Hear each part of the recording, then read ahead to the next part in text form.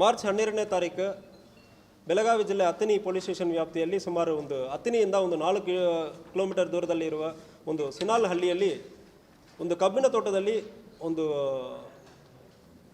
ಹೆಣ್ಣು ಅವರ ಬಾಡಿ ಸಿಕ್ಕಿದೆ. ಸೊ ಆ ಬಾಡಿ ಸುಮಾರು 5-6 ದಿವಸ ಆಗಿರೋದ ಅಂದರೆ ಕೊಳೆದು ಹೋಗಿರ್ತದೆ. ಬಾಡಿ ತಕ್ಷಣ ನಾವು ಐಡೆಂಟಿಫೈ ಮಾಡೋಕ್ಕಾಗಲ್ಲ. ಆದಮೇಲೆ ಸುತ್ತಮುತ್ತ ಇರೋರು ಒಂದು ಲೇಡಿಯನ್ನು ಐಡೆಂಟಿಫೈ ಮಾಡಿದ್ದಾರೆ. ಅದಾದಮೇಲೆ ಅದು ಶ್ರೀಮತಿ ಲೀಲಾವತಿ ಭೀಮಪ್ಪ ಎಂಬವರು ಅವರು ತನ್ನ ಮಗಳೆಂದರೆ ಐಡೆಂಟಿಫೈ ಮಾಡಿದ್ದಾರೆ. ಆ ಡೆಡ್ ಬಾಡಿ ಸುಜಾತ ತೇಜಿ ಎಂಬವರು, ಇವ್ರಿಗೆ 34 ವರ್ಷ.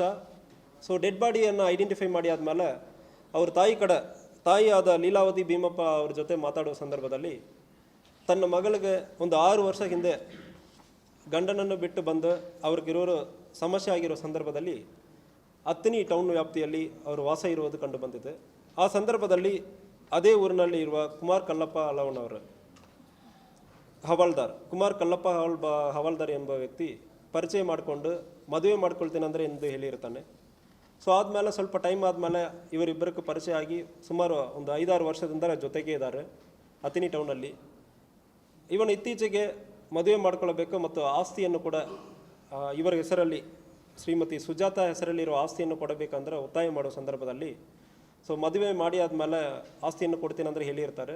ಆದರೆ ಕೂಡ ಇದು ಮದುವೆ ಮಾಡುವುದಕ್ಕೆ ಸ್ವಲ್ಪ ಡಿಲೇ ಆಗಿರೋದ್ರಿಂದ ಇವು ನನಗೆ ಮೋಸ ಮಾಡ್ತಾ ಇದೆ ಅಂದರೆ ಹೇಳಿಬಿಟ್ಟು ಕರ್ಕೊಂಡು ಹೋಗಿ ಸಿನಾಲ್ ಅಲ್ಲಿ ಅವನ ಮನೆ ಕೂಡ ಇದೆ. ಅವನ ತಂದೆ ತಾಯಿ ಅಲ್ಲಿ ವಾಸ ಮಾಡ್ತಾ ಇದ್ದಾರೆ. ಒಂದು ಕಬ್ಬಿನ ತೋಟದಲ್ಲಿ ವೇಲ್ನಿಂದ ಸ್ಟ್ರಾಂಗ್ಲೇಟ್ ಮಾಡಿ ಕೊಲೆ ಮಾಡಿರ್ತಾನೆ. ಸೊ ಈ ಕೇಸಲ್ಲಿ ಅಕ್ಯೂಸ್ರಾದ ಕುಮಾರ್ ಕಲ್ಲಪ್ಪ ಹವಾಲ್ದಾರ್ ಅವನನ್ನು ಕೂಡ ಅರೆಸ್ಟ್ ಮಾಡಲಾಗಿದೆ.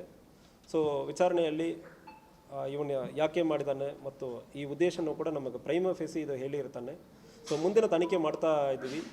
ಇಂಥ ಕೇಸಲ್ಲಿ ಯಾವುದೇ ಕಾರಣಕ್ಕೂ ಯಾರೂ ಕೂಡ ನೀವು ಹಾರ್ಬರಿಂಗ್ ಮಾಡೋದು, ಅಕ್ಯೂಸ್ಡ್ ಎಲ್ಲಿ ಹೋಗಿ ತಪ್ಪಿಸ್ಕೊಂಡು ಅದಕ್ಕೆ ಅವಕಾಶ ಮಾಡಿಕೊಡ್ತಾರೆ ಅಂದರೆ ನಿಮಗೂ ಕೂಡ ಕೇಸಲ್ಲಿ ನಿಮ್ಮ ಹೆಸರನ್ನು ಕೂಡ ಸೇರಿಸ್ತೀವಿ. ಈ ಕೇಸಲ್ಲಿ ನಮ್ಮ DSP ಅತ್ತಿನಿಯವರು ಮತ್ತು CP ಸಂತೋಷ್ ಮತ್ತು PSI ಗಿರಿಮಲ್ಲಪ್ಪ ಒಪ್ಪರ್ ಎಲ್ಲರೂ ಕೂಡ ಉತ್ತಮ ಕೆಲಸವನ್ನು ಮಾಡಿ ಇವನನ್ನು ಶ್ರೀಶೈಲಕ್ಕೆ ಹೋಗಿರ್ತಾನೆ ಕೊಲೆಯನ್ನು ಮಾಡಿಬಿಟ್ಟು ಅಲ್ಲಿಂದ ಕರ್ಕೊಂಡು ಬಂದು ಅರೆಸ್ಟ್ ಮಾಡಿದ್ದಾರೆ. ಸೊ ಆಸ್ತಿ ಲೇಡಿ ಹೆಸರಿನಿಂದ ಇವನಿಗೆ ಮಾರಿಕೊಡಬೇಕು ಮತ್ತು ತಕ್ಷಣ ಮದುವೆ ಮಾಡಬೇಕಂದ್ರೆ ಇವನು ಒತ್ತಾಯ ಇರ್ತದೆ.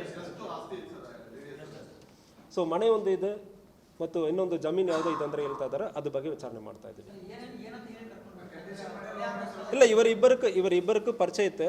ಅವತ್ತು ಸಾಯಂಕಾಲ ಯಾವುದೋ ಕಿರಾಣಿ ಅಂಗಡಿಯಲ್ಲೆಲ್ಲ ಹೋಗಿಬಿಟ್ಟು ಅವನ ಮನೆಯಲ್ಲಿ ಇದೆ. ಅವನ ತಂದೆ ತಾಯಿ ವಾಸ ಮಾಡೋ ಕಬ್ಬಿನ ತೋಟನೇ ಇದೆ, ಅಲ್ಲಿ ಮನೆಯೇ ಇದೆ. ಸೊ ಆ ಕಡೆ ಹೋಗಿ ಬರೋಣ ಅಂದರೆ ಕರ್ಕೊಂಡು ಹೋಗ್ತಾನೆ. ಸೊ ಅಲ್ಲಿನೇ ಸ್ಟ್ರಾಂಗ್ಲೇಟ್ ಮಾಡಿರ್ತಾನೆ.